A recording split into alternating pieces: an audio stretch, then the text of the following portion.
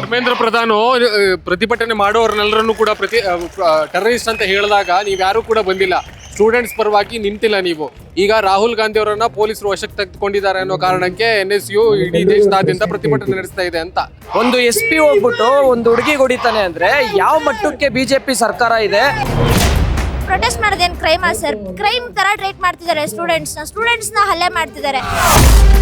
ನಮಗೆ ಎಜುಕೇಷನ್ ಅಲ್ಲಿ ಟ್ರಾನ್ಸ್ಪರೆನ್ಸಿ ಬೇಕು, ಪೊಲಿಟಿಕ್ಸ್ ಬೇಡ ನಮಗೆ. ಕಳೆದ 10 ವರ್ಷದಲ್ಲಿ 90 ಪೇಪರ್ ಲೀಕ್ಗಳಾಗಿದೆ ಈ ದೇಶದಲ್ಲಿ. ಎಲ್ಲ ಪ್ರಮುಖ ಎಕ್ಸಾಮಿನೇಷನ್ ಪೇಪರ್ಗಳು ಲೀಕ್ ಆಗಿದೆ. ಇಷ್ಟೆಲ್ಲ ಆಗಿದೆಯಲ್ಲ, ಯಾಕೆ ಮಾತೆತ್ತಿದ್ರೆ ಬರ್ತಾರೆ, ಚಾನೆಲ್ಗಳಲ್ಲಿ ಕೂತ್ಕೊಂತಾರೆ, ದೊಡ್ಡ ಮಾತಾಡ್ತಾರೆ.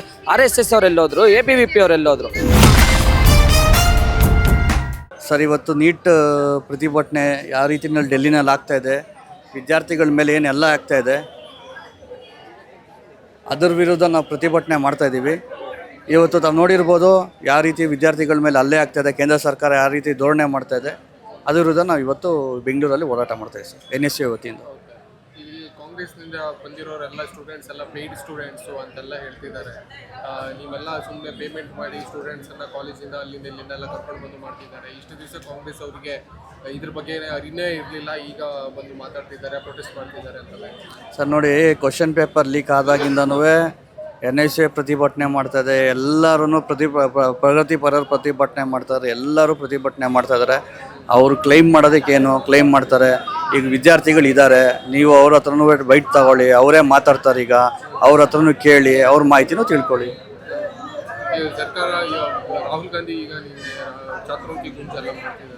ಇಲ್ಲಿ ಸ್ಟೇಟ್ ಗೌರ್ಮೆಂಟ್ ಇದ್ರೂ ಕೂಡ ನೀವು ಸ್ಟೂಡೆಂಟ್ಸ್ ಏನು ಇಷ್ಟು ದಿವಸದಿಂದ ಪ್ರತಿಭಟನೆ ಮಾಡ್ತಿದ್ದಾರೆ ಅವರಿಗೆ ಬೆಂಬಲ ಕೊಡ್ತಾ ಇರಲಿಲ್ಲ. ಈಗ ರಾಹುಲ್ ಗಾಂಧಿನ ಬಂಧಿಸಿದ್ರು, ವಶಕ್ಕೆ ಪಡ್ಕೊಂಡ್ರು ಅನ್ನೋ ಕಾರಣಕ್ಕೋಸ್ಕರವಾಗಿ ಪ್ರತಿಭಟನೆಗೆ ಇಳಿದ್ರಿ ಅಂತ. ಛಾತ್ರೋಂಕಿ ಗುಂಜನ ಕಾರ್ಯಕ್ರಮ ಕಳೆದ 25 ದಿವಸದಿಂದ ನಡೀತಾ ಇದೆ. ಅದು ಕರ್ನಾಟಕದಲ್ಲಿ ಕೇಳ್ತಿರೋದು ಮಾಡ್ತಾ ಇದ್ದಾರೆ. ಎಲ್ಲ ಕಡೆನೂ ಕರ್ನಾಟಕದಲ್ಲೂ ಸಹ ನಮ್ಮ NSU ವಿದ್ಯಾರ್ಥಿಗಳು ಎಲ್ಲ ಪ್ರತಿ ಕಾಲೇಜ್ಗೂ ಹೋಗಿ, ಪ್ರತಿ ಕ್ಲಾಸ್ಗೂ ಹೋಗಿ ಒಂದು ಅವೇರ್ನೆಸ್ನ ಮೂಡಿಸ್ತಾ ಇದ್ದೀವಿ. ವಿದ್ಯಾರ್ಥಿಗಳಿಗೆ ಅವ್ರ ಒಪಿನಿಯನ್ನು ಸಹ ಕಲೆಕ್ಟ್ ಮಾಡ್ತಾ ಇದ್ದೀವಿ. ಏನು ನಡೀತಾ ಇದೆ ವಾಸ್ತವಾಂಶನ ತಿಳಿಸೋಂಥ ಕೆಲಸ ಅವಾಗಲಿಂದನೂ ಮಾಡ್ತಾ ಇದ್ದೀವಿ. ರಾಹುಲ್ ಗಾಂಧಿ ಅವರ ಸಂದೇಶನೂ ಸಹ ಕೊಡ್ತಾ ಇದ್ದೀವಿ. DK ಶಿವಕುಮಾರ್ ಸಾಹೇಬ್ರ ಸಂದೇಶನೂ ವಿದ್ಯಾರ್ಥಿಗಳಿಗೆ ಕೊಡ್ತಾ ಇದ್ದೀವಿ.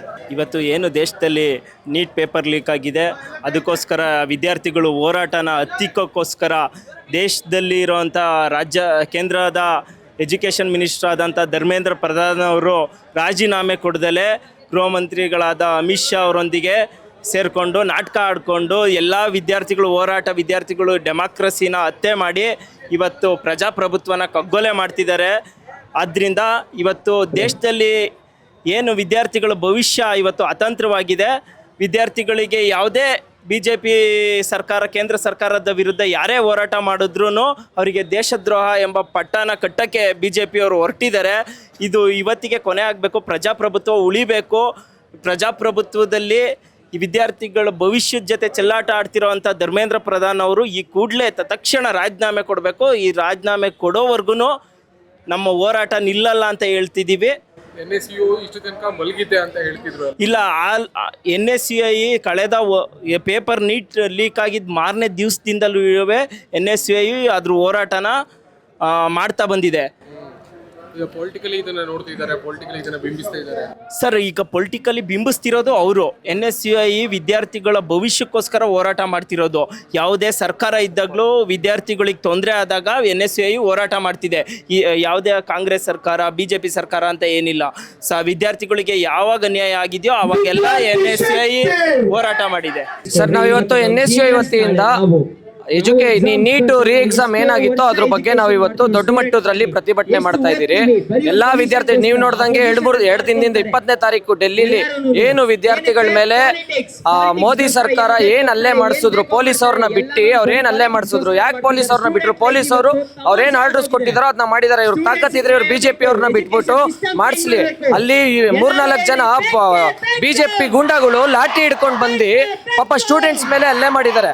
ಮತ್ತೆ ಮ್ಯಾನ್ ಹ್ಯಾಂಡ್ಲಿಂಗ್ ಮಾಡಿದ್ದಾರೆ, ಹುಡುಗಿರ ಮೇಲೆ ಮ್ಯಾನ್ ಹ್ಯಾಂಡ್ಲಿಂಗ್ ಮಾಡಿದ್ದಾರೆ.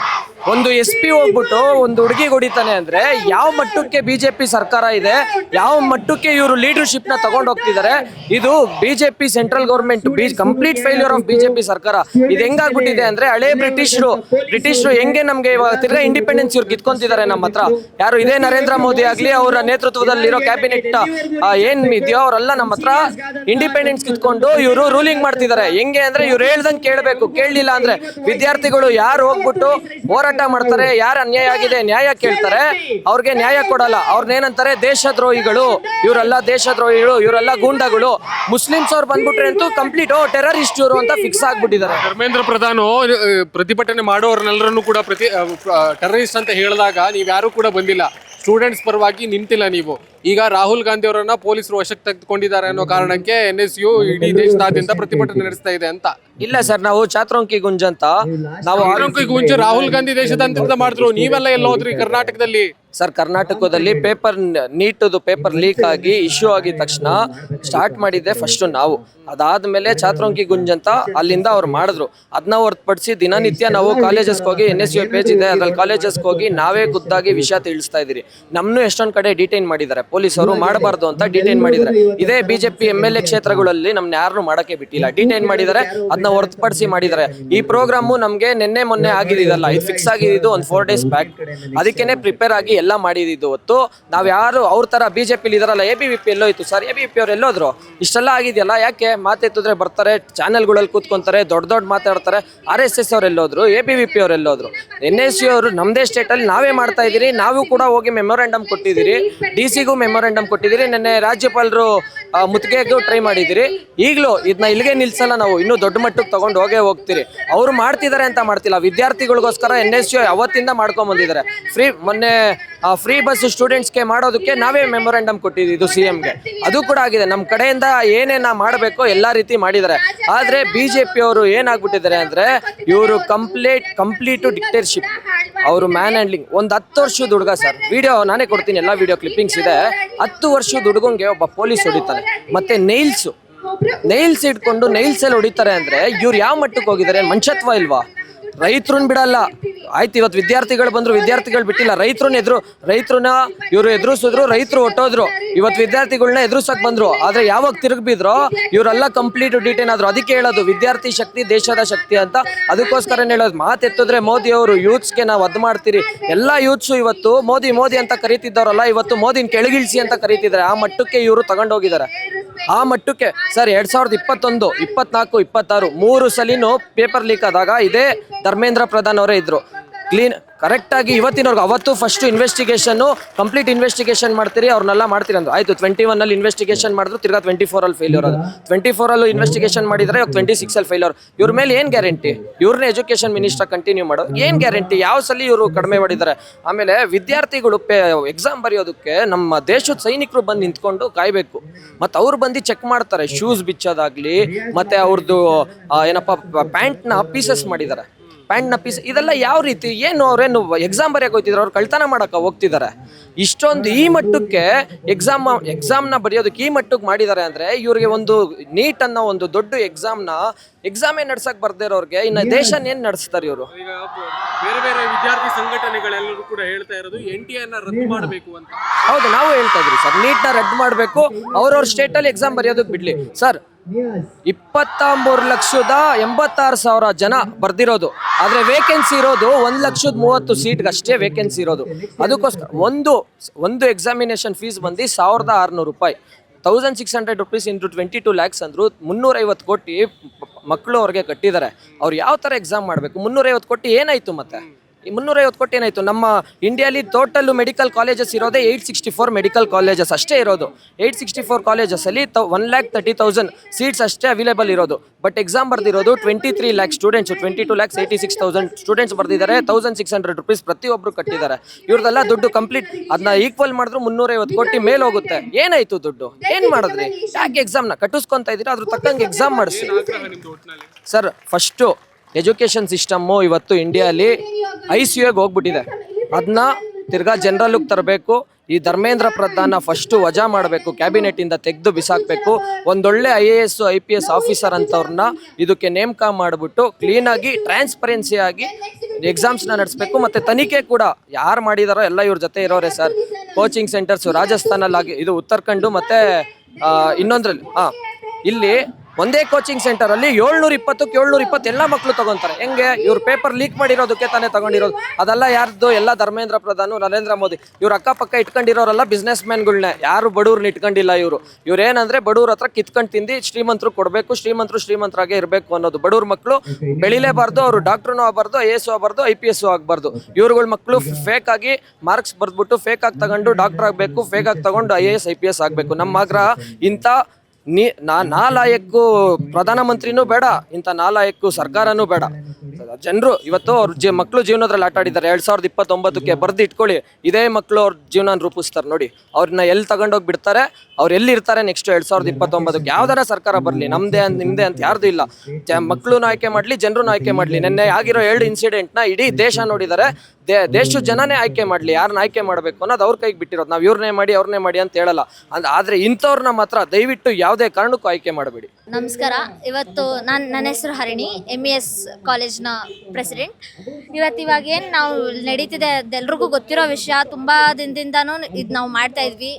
NSUA ಕಡೆಯಿಂದ ನಾವು ಎಲ್ಲ ಕಾಲೇಜಸ್ಗೂ ಹೋಗಿ ಫಸ್ಟು ಈ ಥರ ಫ್ರೀಡಮ್ ಪಾರ್ಕಿಗೆ ಬಂದಿರಲಿಲ್ಲ, ಬಟ್ ಎಲ್ಲ ಕಾಲೇಜಸ್ಗೆ ಹೋಗಿ ಮಾಡ್ತಿದ್ವಿ. ಬಟ್ ಇವಾಗ ಒಂದು 10-15 ದಿವಸದಿಂದ ಡೆಲ್ಲಿಯಲ್ಲಿ ನಡೆದಿರೋ ಇನ್ಸಿಡೆಂಟ್ನ ನೋಡಿ ತುಂಬಾ ಬೇಜಾರಾಗಿದೆ.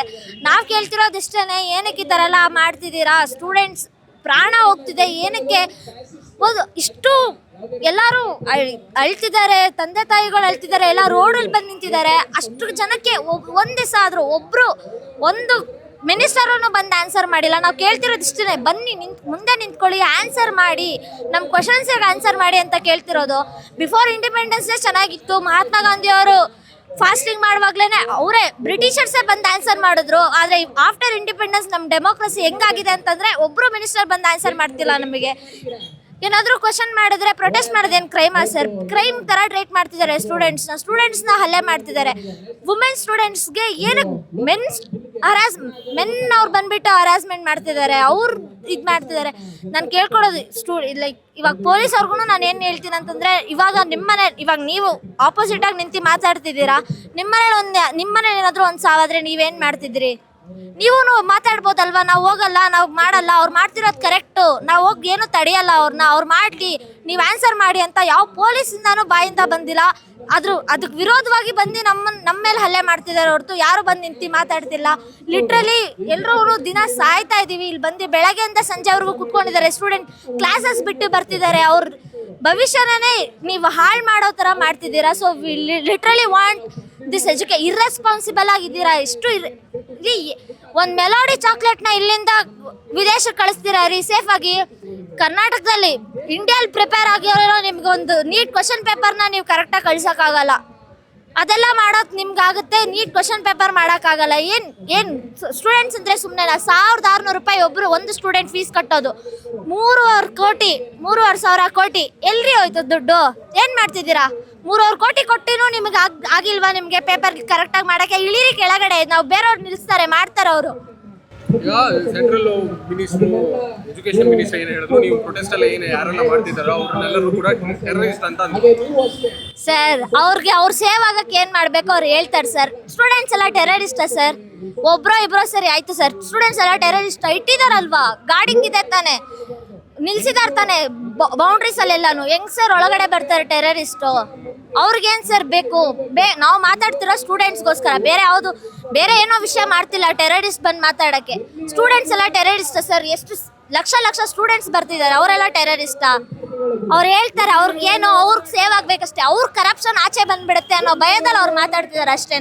ಇವತ್ತು ನಾವು ಫ್ರೀಡಮ್ ಪಾರ್ಕಿಗೆ ಎಲ್ಲ ವಿದ್ಯಾರ್ಥಿಗಳು ಮತ್ತು ವಿದ್ಯಾರ್ಥಿ ಸಂಘಟನೆ ಲೀಡರ್ಗಳು ಎಲ್ಲ ಬಂದು ನಾವು ಸೇರಿ ಇಲ್ಲಿ ಇದು ಮಾಡ್ತಾ ಇದ್ದೀವಿ. ಸೊ ಇವತ್ತು ನಾವು ಏನು ಹೇಳೋಕ್ಕೆ ಇಷ್ಟಪಡ್ತೀವಿ ಅಂದರೆ, ಧರ್ಮೇಂದ್ರ ಪ್ರಧಾನಿಂದ ಹಿಡಿದು ನಮ್ಮ ನರೇಂದ್ರ ಮೋದಿವರೆಗೂ ಅವರು ಆಗಿರೋ ಎಲ್ಲ ಸ್ಟೂಡೆಂಟ್ಸ್ಗೆ ಅನ್ಯಾಯ ಆಗಿದೆ. ಅದನ್ನು ಅವರು ಯಾವುದೇ ಪರ ಬಂದು ಧ್ವನಿ ಎತ್ತುತ್ತಾ ಇಲ್ಲ. ನಾವೇನು ಹೇಳೋಕ್ಕೆ ಇಷ್ಟಪಡ್ತೀವಿ ಅಂದರೆ, ಇವತ್ತು ಆಗಿರೋ 18 ಜನ ಸೂಸೈಡಿಂದ ತುಂಬ ಜನಕ್ಕೆ ಎಫೆಕ್ಟ್ ಆಗಿದೆ. 24 ಲಕ್ಷ ಜನ ನೀಟ್ ಬರೀತಾ ಇದ್ದಾರೆ. ಅದರಲ್ಲಿ ಸೆಕೆಂಡ್ ಅಟೆಂಪ್ಟಲ್ಲಿ ಬರೆದಿದ್ದು ಬರೀ 16 ಲಕ್ಷ ಜನ ಅಷ್ಟೇ. ಸೊ ಇನ್ನು ಮಿಕ್ಕಿದ್ದ ಅಷ್ಟು ಲಕ್ಷ ಜನ ಎಲ್ಲೋದ್ರು, ಯಾಕೆ ಅವರು ಬರೆಯೋಕ್ಕಾಗಲಿಲ್ಲ ಅಂತ ಯಾಕೆ ಅವ್ರು ಬಂದು ಮಾತಾಡ್ತಾ ಇಲ್ಲ, ಮತ್ತು 18 ಜನ ಸೂಸೈಡ್ ಆಗಿದೆ, ಯಾಕೆ ಅವ್ರು ಬಂದು ಮಾತಾಡ್ತಾ ಇಲ್ಲ. ಸೊ ನಾವು ಏನು ಕೇಳ್ತೀವಿ ಅಂದರೆ ಧರ್ಮೇಂದ್ರ ಪ್ರಧಾನ್ ಅವರು ರಿಸೈನ್ ಮಾಡಬೇಕು. ಅಲ್ಲಿವರೆಗೂ ನಾವು ವಾಯ್ಸ್ ತೊಗೊಂಡೇ ಹೋಗ್ತೀವಿ. ಪ್ರತಿಯೊಂದು ಸ್ಟೂಡೆಂಟ್ಸ್ದು ನಾವು ಇಲ್ಲಿ ಇವತ್ತು ಮಾಡ್ತಾ ಇದ್ದೀವಿ. NSUI ವತಿಯಿಂದ ನಾವು ಇಲ್ಲಿ ಪ್ರೊಟೆಸ್ಟ್ ಫ್ರೀಡಮ್ ಪಾರ್ಕಲ್ಲಿ. ಸೊ ನಾವು ವಾಯ್ಸ್ನಲ್ಲಿ ತೊಗೊಂಡೋಗಿ ನಾವು ಧರ್ಮೇಂದ್ರ ಪ್ರಧಾನ್ ಅವರಿಗೆ ರಿಸೈನ್ ಮಾಡೋಕ್ಕೆ ಹೇಳ್ತಾ ಇದ್ದೀವಿ. ಪ್ರೊಟೆಸ್ಟರ್ಸ್ನ ಟೆರರಿಸ್ಟ್ ಅಂತ ಧರ್ಮೇಂದ್ರ ಪ್ರಧಾನ್ ಅವರೇ ಮೊನ್ನೆ ನೋಡಿದ್ರಲ್ಲ ಡೆಲ್ಲಿ ಪೊಲೀಸ್ ಅವರು ಹೆಂಗೆ ಹ್ಯಾಂಡಲ್ ಮಾಡಿದ್ರು ನಮ್ಮ ಪ್ರೊಟೆಸ್ಟ್ ಅವ್ರನ್ನ ಅಂತ ಅಂದ್ಬಿಟ್ಟು CJP ಕಡೆಯಿಂದ ಅವ್ರು ಹೋಗಿದ್ದಕ್ಕೆ ಹೆಂಗೆ ಹ್ಯಾಂಡಲ್ ಮಾಡಿದ್ದಾರೆ, ಮ್ಯಾನ್ ಹ್ಯಾಂಡಲ್ ಮಾಡಿದ್ದಾರೆ, ವುಮೆನ್ಸ್ ಮೇಲೆ ಲಾಠಿ ಚಾರ್ಜ್ ಮಾಡಿದ್ದಾರೆ, ಮತ್ತು ಸೋನಮ್ ವಾಂಚುಕ್ ಅವ್ರ ವೈಫ್ನ ಅಸಾಲ್ಟ್ ಮಾಡಿದ್ದಾರೆ. ಸೊ ಇದರಿಂದ ಇದಕ್ಕೆ ಅವ್ರೇನು ಹೇಳ್ತಾರೆ? ಅವ್ರು ಟೆರರಿಸ್ಟ್ ಅಲ್ವಾ? ನಾವು ಟೆರರಿಸ್ಟಾ ಅವ್ರು ಟೆರರಿಸ್ಟಾ? ನೀವೇ ಹೇಳಬೇಕು. We are gathered here in Freedom Park, Bangalore, just to condemn the violence against our students. So we are bringing up children for a better future, better India and better place. And this is not the right way of education.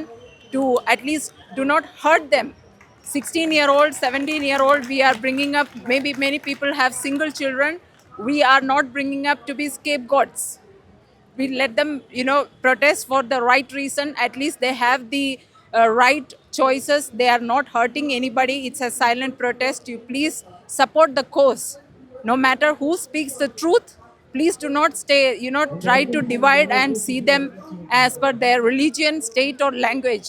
We are a land of diversity right from beginning. We are Central Education Minister told like that students are terrorists, those who are protesting in the Jantar Mantar. What would you say? Sir, we are seeing it over almost a month. We are seeing them. Those who have come, even my child has written NEET twice. So what answer do you have?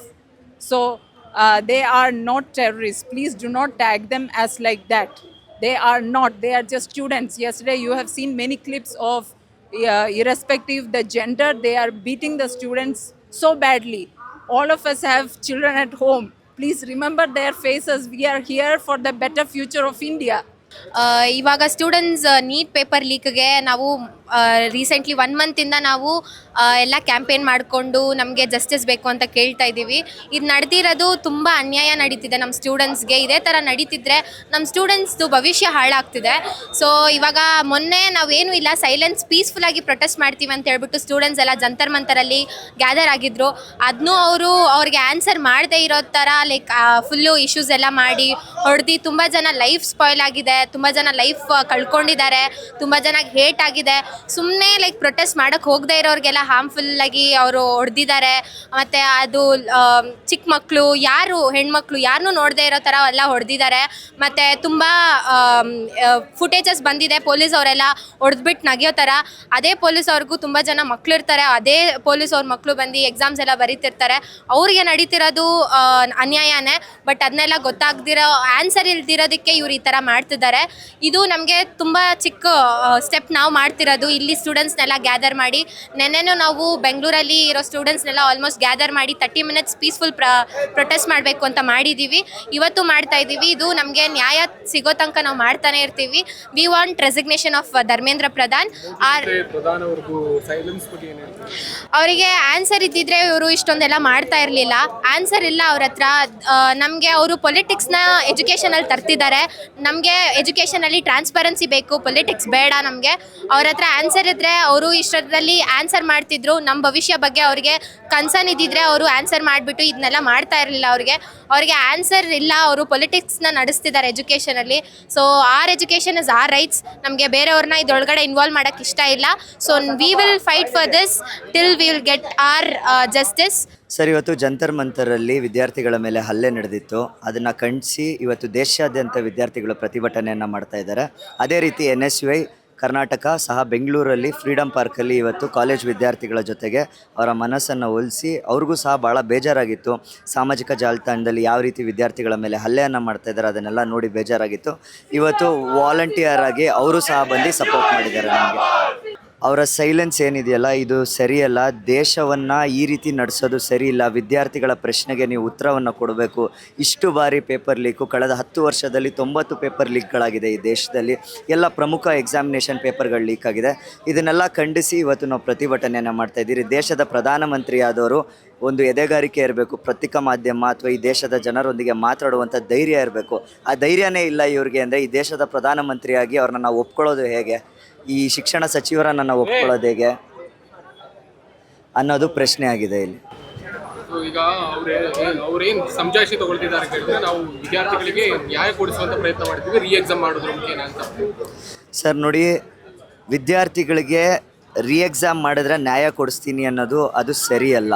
ನೀವು exam ಮಾಡೋಕ್ಕಿಂತ ಮುಂಚೆನೇ ಬೇಕಾಗಿರುವಂಥ ಪ್ರಿಕಾಷನ್ಸ್ನ ನೀವು ತೊಗೊಬೇಕಾಗಿತ್ತು. 21 ಜೀವಗಳು ಕಳ್ಕೊಂಡ್ಮೇಲೆ ನೀವು ಮಾಡ್ತೀನಿ ಅಂತ ಹೇಳಿದಾಗ ಒಬ್ಬರು ತಂದೆ ತಾಯಿ 18-19 ವರ್ಷ ಮಕ್ಕಳನ್ನ ಸಾಕಿ ಬೆಳೆಸಿರ್ತಾರೆ. ಸಡನ್ನಾಗಿ ಒಂದಿನ ಆ ಮಕ್ಕಳನ್ನ ಕಳ್ಕೊಂಡಾಗ ಅವ್ರಿಗೆ ಆಗುವಂಥ ನೋವು ಭಾಳ ಕಷ್ಟ ಆಗುತ್ತೆ ಆ ತಂದೆ ತಾಯಿಗೆ. 21 ಜನ ವಿದ್ಯಾರ್ಥಿಗಳನ್ನ ಕಳ್ಕೊಂಡಿದ್ದೀರಿ. ಮೊದಲನೇ ಸತಿ ನೀಟ್ ಪರೀಕ್ಷೆಗೆ ಕಟ್ಟಿದಂಥ ಹಣ ಎಲ್ಲೋಯ್ತು? ಹಾಗಾದರೆ ಎರಡನೇ ಸತಿ ನೀಟ್ ಪರೀಕ್ಷೆಗೆ ಕಟ್ಟಿದಂಥ ಹಣ ಎಲ್ಲೋಯ್ತು? ಪ್ರತಿ ಬಾರಿ ಇವರು ನೀಟ್ ಪರೀಕ್ಷೆ ರೀ ಎಕ್ಸಾಮ್ಗಳನ್ನ ಮಾಡಿಕೊಂಡು ಬೇರೆ ಎಕ್ಸಾಮ್ಗಳನ್ನ ರೀ ಎಕ್ಸಾಮ್ ಮಾಡ್ತಾ ಇದ್ದಾರೆ ಅಂದರೆ ಆ ಹಣ ಎಲ್ಲೋಗ್ತಾ ಇದೆ? ಅದು ಈ ದೇಶದ ಜನರ ತೆರಿಗೆಯ ಹಣ. ಅದಕ್ಕೆ ಒಂದು ಅಕೌಂಟಬಿಲಿಟಿ ಅನ್ನೋದು ಇರಬೇಕು ಯಾವತ್ತೂ. ನಿಮಗೆ ಮನಸ್ಸಿಗೆ ಬಂದಂಗೆ, ಇಚ್ಛೆ ಬಂದಂಗೆ ನೀವು ಪ್ರತಿ ಬಾರಿ ಎಕ್ಸಾಮ್ ಮಾಡ್ತೀರಾ. ಒಂದು ನೀಟ್ ಪೇಪರು 1600 1700 ರೂಪಾಯಿ ತನಕ ಫೀಸ್ ಇದೆ. ಈಗ ಪ್ರತಿ ಸತಿ ಅದನ್ನು ಕಟ್ಟಬೇಕು ಅಂದರೆ ಹೇಗಾಗುತ್ತೆ ಅದು? ಅಲ್ಲಿಗೆ ಎಷ್ಟೋ ಲಕ್ಷಾಂತರ 21 ಲಕ್ಷ 22 ಲಕ್ಷ ವಿದ್ಯಾರ್ಥಿಗಳು ಈ ಪರೀಕ್ಷೆಯನ್ನು ಬರೀತಾರೆ. ಅಲ್ಲಿಗೆ ಈ ಹಣ ಎಲ್ಲಿ ಹೋಗ್ತಾ ಇದೆ? ಇದಕ್ಕೆ ಅಕೌಂಟಬಿಲಿಟಿ ಕೊಡಬೇಕಲ್ವಾ? ಪ್ರಧಾನಮಂತ್ರಿ ಆದವರು, ಶಿಕ್ಷಣ ಸಚಿವರಾದಂಥವ್ರು, ಗೃಹ ಸಚಿವರಾದಂಥವ್ರು ಇದನ್ನು ಕೊಡಬೇಕು. ಅದಕ್ಕೋಸ್ಕರ ನಾವು ಈ ಪ್ರತಿಭಟನೆಯನ್ನು ಮಾಡ್ತಾಯಿದ್ದೀವಿ. ಮುಖ್ಯವಾಗಿ NSUI ಇದನ್ನು ವಿದ್ಯಾರ್ಥಿಗಳ ಪರವಾಗಿ ಮಾಡೋದಕ್ಕಿಂತ ಹೆಚ್ಚಾಗಿ ಒಂದು ಪೊಲಿಟಿಕಲ್ ಪ್ರೊಪಗಂಡನ್ನು ಇದನ್ನು ಮಾಡ್ತಾ ಇದೆ ಅಂತ ಹೇಳ್ತಿದ್ದಾರೆ. ಸರ್, ಈಗ ದೇಶದಲ್ಲಿ ಸಮಸ್ಯೆ ಇರೋದು ನಿಜ. ಈಗ ಅಪೋಸಿಷನ್ ಪಾರ್ಟಿಯ ಕೆಲಸ ಏನು? ಆಡಳಿತ ಪಕ್ಷ ತಪ್ಪು ಮಾಡಿದಾಗ ಅಪೋಸಿಷನ್ ಪಾರ್ಟಿ ಅದನ್ನು ಪ್ರಶ್ನೆ ಮಾಡೋದೇ ಅಪೋಸಿಷನ್ ಪಾರ್ಟಿಯ ಕೆಲಸ ಇರೋದು. ನೀವು ಅದನ್ನು ಪೊಲಿಟಿಕಲ್ ಪ್ರೊಪೋಗಂಡ ಅಂತ ನೀವು ಹೇಗೆ ಕರಿತೀರ? ಅದನ್ನು ಆ ರೀತಿ ಕರೆಯೋರು ದಡ್ಡರಾಗಿರ್ತಾರೆ, ಮೂರ್ಖರಾಗಿರ್ತಾರೆ. ಯಾಕಂದರೆ ಆಪೋಸಿಷನ್ ಪಕ್ಷದ ಕೆಲಸ ಆಡಳಿತ ಪಕ್ಷ ತಪ್ಪು ಮಾಡಿದಾಗ ಅದನ್ನು ಎತ್ತಿ ಹಿಡಿಯೋದು, ಅದನ್ನು ಪ್ರಶ್ನೆ ಮಾಡೋದು ಅವ್ರ ಕೆಲಸ ಆಗಿರುತ್ತೆ. ಇವತ್ತು ಅದೇ ರೀತಿ ನಾವು ಮಾಡ್ತಾಯಿದ್ದೀವಿ. ಇವತ್ತು ಆಡಳಿತ ಪಕ್ಷದ ಒಂದು ವಿದ್ಯಾರ್ಥಿ ಸಂಘಟನೆ ABVP ಇವತ್ತು ರಾಜ್ಯದಲ್ಲಿ ಕಾಣೆಯಾಗಿದ್ದಾರೆ. ಅವರು ಕಳೆದೇ ಹೋಗ್ಬಿಟ್ಟಿದ್ದಾರೆ. ಬಾಕಿ ಸತಿ ರಸ್ತೆಗಿಳಿದು ನಾವು ವಿದ್ಯಾರ್ಥಿಗಳ ಪರ ಇದ್ದೀವಿ ಅಂತ ಎದೆ ತಟ್ಕೊಂಡು ಬರುವಂಥ ಸಂಘಟನೆ ಇವತ್ತು ಗುಹೆಯಲ್ಲಿ ಕೂತ್ಕೊಂಡಿದೆ ಅಂತ ನಾನು ಇವತ್ತು ಹೇಳೋದಕ್ಕೆ ಬಯಸ್ತೀನಿ. ನಾನು ಥ್ಯಾಂಕ್ ಯು ಸರ್.